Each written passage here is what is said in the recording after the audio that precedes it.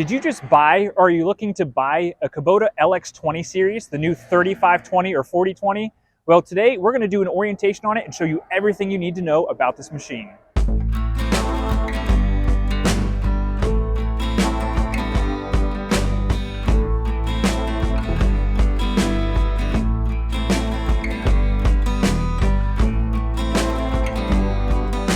Hey guys, Zach here from Kubota Lynchburg, and today I wanted to do an orientation on the LX20 series. So right here next to me, I've got the open station and the cab model of the LX3520, which should basically be the same thing as the 4020. So if you have one of the new Kubota LX20 series, the 3520, the 4020, this will be applicable to you. So as always with my orientation videos, I like to go over the entire machine. I like to show you kind of the service points, some of the specifications, what to look for, how to operate it, some of the controls, so you know what you can do with it and what you're looking at. So we like to start with the front of these tractors. So first thing is these LX are quick attach. So what that means is they are a universal style quick attach coupler on the front. So for example, you can see that one has the bucket on it, and this one has another implement, which is a grapple. So to attach and detach your implements, you literally just pull up and down on your handles, and that releases a locking pin at the bottom. Now what you have to do is please make sure that once you're done taking off the grapple or taking off the bucket and putting the other one on, that you latch both of your handles down firmly and it locks in properly and smoothly. You basically want to make sure that everything is flush and smooth, it's not sticking out, because if that pin does not lock in properly, you can bend the quick attach on the front of it. So rule number one when using front implements is go ahead and make sure those pins, those handles lock in and out properly. Keep an eye on them. If you're using like a grapple, there's a chance a branch can come through and push one of those handles up as well. I've heard of that happening. So keep an eye and make sure that those handles stay down as your implement is on it. Now this loader has about 1,100 pounds of lift capacity. Now you can take away some of the weight, like this grapple weighs about like 280 pounds. So all right, you can pick up 700 and some pounds, but you do have a lot of lift capacity to it. You've got a good quick attach on these. It's a 60-inch bucket. You could choose different bucket options. On this one, this is actually sold going out tomorrow to a customer. So we've installed a Piranha tooth bar, but you can install all sorts of accessories on your LX series. One of the other things that we've installed on this tractor to run that grapple is what's called a third function, and that's to run any hydraulic front implements like the grapple. So I've got videos out there on third functions, what they are and how to use them, so you can watch that. So as we work our way back, I'll mention real quick, because I see it here, greasing. Greasing your pivot points on your loader is key. So you see that red grease, you see the grease on the sides, you want to keep it well greased. There's no such thing as too much grease on a tractor. And anywhere there's a pivot point, so there, anywhere there's a pivot point on each side, there is going to be grease fittings.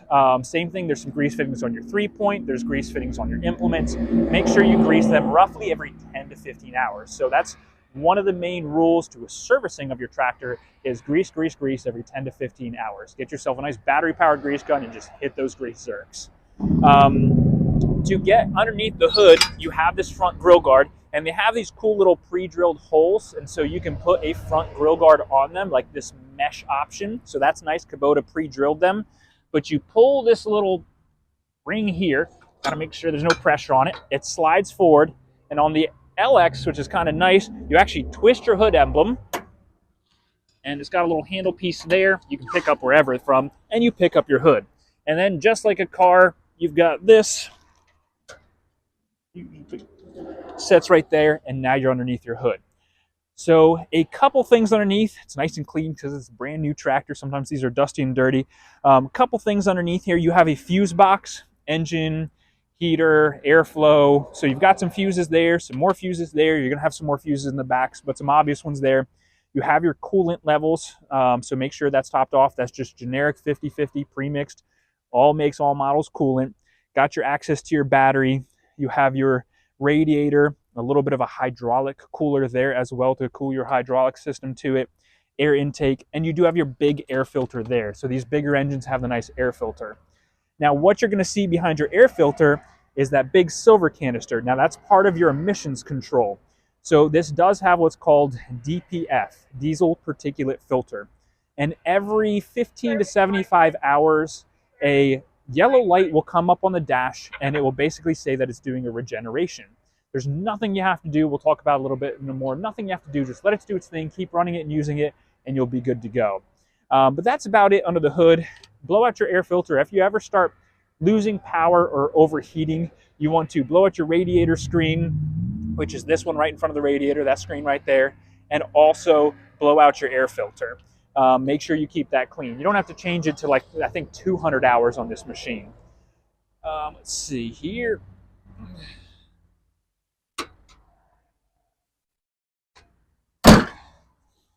I like on these newer, bigger LXs, you actually have this extra air intake. It wasn't that way on the 26 horsepower, but these other ones, you actually have an air intake to help keep things cool.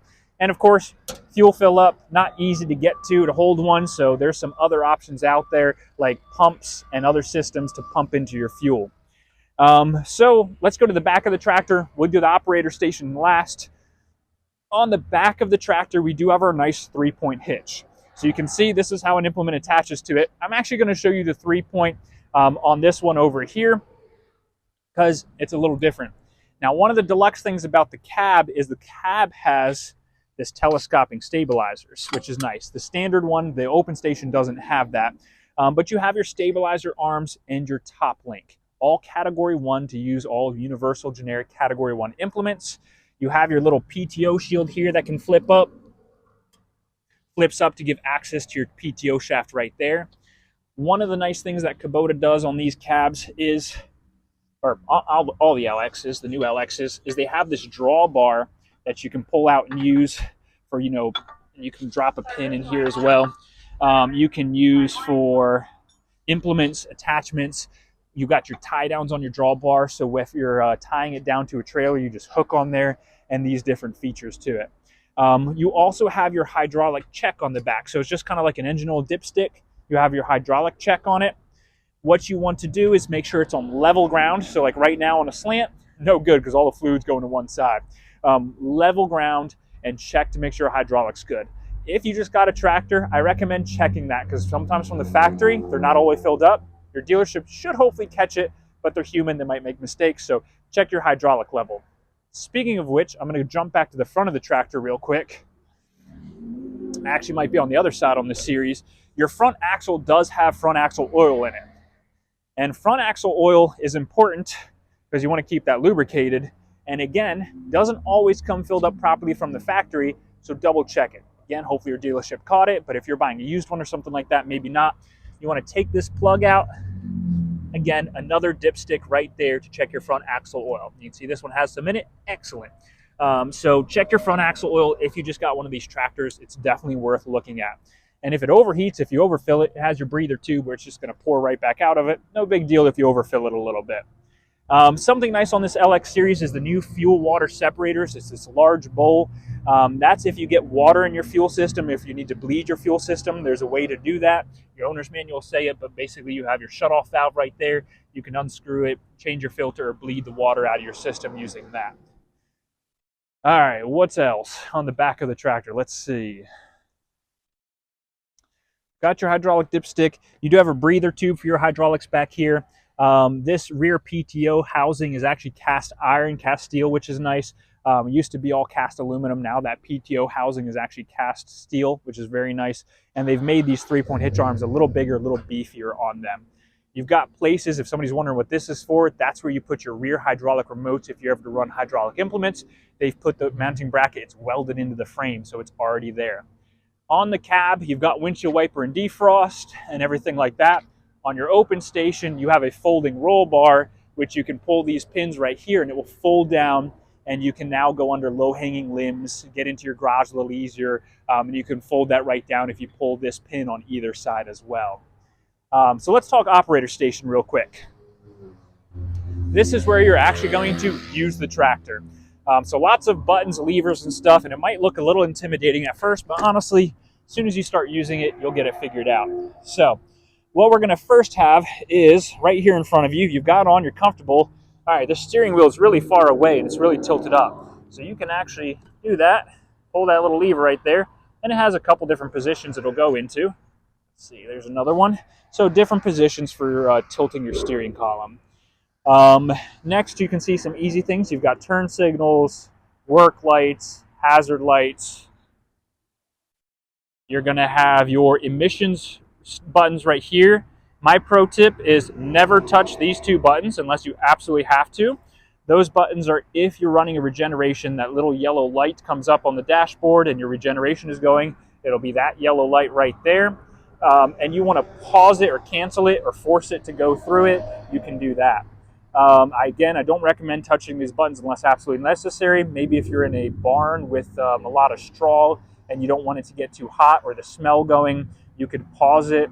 Or if you forgot to do a regeneration, like you canceled it before, you could start a new regeneration up as well. This is a P for park and a PTO. So this tractor has the ability to run the rear PTO without you sitting in the operator's seat. There's a safety switch there. So there's a system of pushing this button and flipping your seat forward that allow you to run your rear PTO while not being in the operator's seat. So this would be handy for something like a wood splitter or a wood chipper where you have to be feeding wood into it without being in the seat. So it's handy that they put that switch right there. And the next really cool thing is you can see it's basically an RPM button. You can set custom RPMs on your dash. So let's say you like how the tractor runs at 2,700 RPMs every single time. You can set that. So you can just push one of the buttons and you can see it says A is 2,700 and B is 2,000 RPMs. So you can adjust that in the system. You push it once and then you can basically set it again. You can hear beeping and stuff. There's a way, the engine has to be on to set it. But you can adjust those to whatever you like it to be. This right here is your throttle controls to increase throttle and RPMs, and this button is just to click through some information on your screen as you're going. Of course, your screen is going to tell you things like your fuel, your temperature, your hour meter, 1.1 hours. This one's brand new. If your parking brake is on or off as you're trying to go, oil temperature sensor, turn signals, those kind of glow plugs. On this tractor, if it is cold out, and even if it's not cold out, you want to click your key, 1. See, it springs back. You want to click it 1, which will turn on your glow plugs.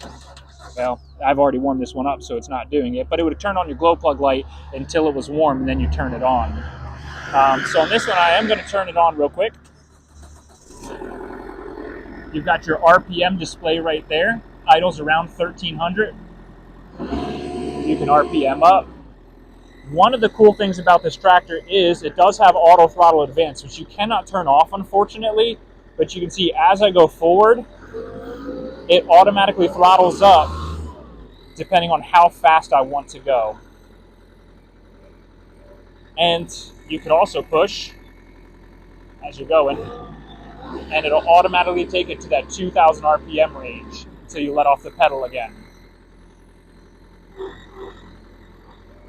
Speaking of pedals, you have your treadle pedal here, which is forward and reverse. Very easy to use, very comfortable, very intuitive.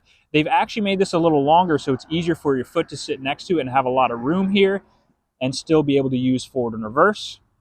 On this side, you have your brake pedals, which you can unlock using the little yellow lever there. You can unlock them in brake steer, one versus the other. And then let's look at the other controls on the ground. We have a differential lock, so you can push that down with your heel, lock your differential in together. 4-wheel drive versus 2-wheel drive. That's going to open and close the hydraulics to the rear of the tractor. That'll reduce the speed of your 3-point hitch traveling up and down, and that's going to lock your loader lever together. So your loader handle on this tractor is right here. Now this one has buttons because it's got a third function, but if you wanted to lock the loader so the bucket doesn't drop, is you could push that little handle and it locks this so you cannot move your lever. Controls over here are very simple. You have your cruise control, so you can just bring this lever forward and it'll lock it into whatever speed you're going, into these little notches. You have a raise and lower to your 3-point, so if I push that down, my flail mower in the back is going to drop. You can see that dropping because that's going down, and you raise it up with that as well. This is to engage your PTO, so it turn that flail mower on and off. It's just a push button on, push button off. Place to put your phone, 12-volt charger to charge your phone, and of course, place for tools and everything if you wanted to put them there instead of your phone, and then a oh crap grab handle right there. And then on this side, This is your real controls. You've got high, medium, and low. So medium is where you're going to be most of the time for most of the work that you're doing. Low is going to be for heavy loads, low range, not going fast across the property, but pulling a tiller or digging a post hole or something like that. And high, of course, is for highway, to go quick across the property, but don't do any heavy work in high range. Now, these are your PTO. They're yellow, so you know they go with your PTO. Whether it's middle, so you have one lever for your middle. If it doesn't show the little arrow, that means this is actually neutral. If I turned on my PTO right now, nothing would happen. If I put it here, my middle PTO would be on, and my front one, because my front is turned on. Front in neutral, then only the middle will go. So you can run both at the same time if you wanted to. And now people will ask, what is the 540E? That's an economy PTO. So if you're running something that doesn't require much power to it, like a little actuator cylinder, and you've got something else running off the PTO back there, not like a tiller. Tiller, you'd want the front. Let's say a flail mower through really light grass, or a small finish mower that doesn't require much power, you can pull it back to the economy PTO, and it will take less horsepower. You can move a little faster, and you'll be a little bit more fuel efficient as well. So that's your overall controls on the LX. You got a cup holder here to put your beer, your soda, your coffee in. Got a PTO cover. And I'm real quick going to go over the cab as well. All your floor controls and your fender controls on both sides are going to be exactly the same. So this is a very similar, everything's the exact same setup. All right, your RPMs is over on this side, and simply because they ended up putting a defrost button on that side, and a headlight button, but the controls are the same. Now the differences you're going to see in your cab are going to be, of course, all right, now you've got a spot for a radio. You've got your AC and heat controls right there. You've got your air vents, a cabin air filter, windshield wiper, some extra stuff along those lines. One of the cool things in the cab, you have a cell phone holder right here. So you can be watching your cell phone or talking to somebody on FaceTime as you're driving the tractor. And these new LX cabs are very quiet. One difference you'll see is the seat. This is a little bit nicer seat. And then the other one, so you basically have a different seat setup. You still do your suspension adjustment there. It's not quite as high backed, but it's a different style, and the armrests are a little bit newer. They're a little bit more comfortable, in my opinion, than the old style. So that's your cab right there. Nothing too crazy out of the ordinary, but it is spacious, very nice and open. Lots of glass on it, easy to use. LED lights up there. Kubota does make a very nice, comfortable cab. I'm trying to think what else I need. Service. So once you get this tractor, you're going to want to do a 50-hour break-in. Now, before that 50-hour break-in, you're going to grease the tractor every 10 to 15 hours. Make sure you grease it. Keeps it up. But a 50-hour break-in service, you're going to change your engine oil filter, and your hydraulic filters. Now, you don't change all your hydraulic fluid, just need to top it back off, but that's your 50-hour break-in service. So that's one of the most important services in the tractor's life, is that first break-in to get all the contaminants and stuff out of the system. So make sure you do that at 50 hours, plus or minus a couple hours isn't going to hurt it. Make sure you keep it greased. Blow out your radiator screen and your air filter as you get around to it. Don't baby the tractor. It is a workhorse, so have some fun with it. But that's it. So if you have questions, if you come across something that I didn't answer in this video, feel free, let me know.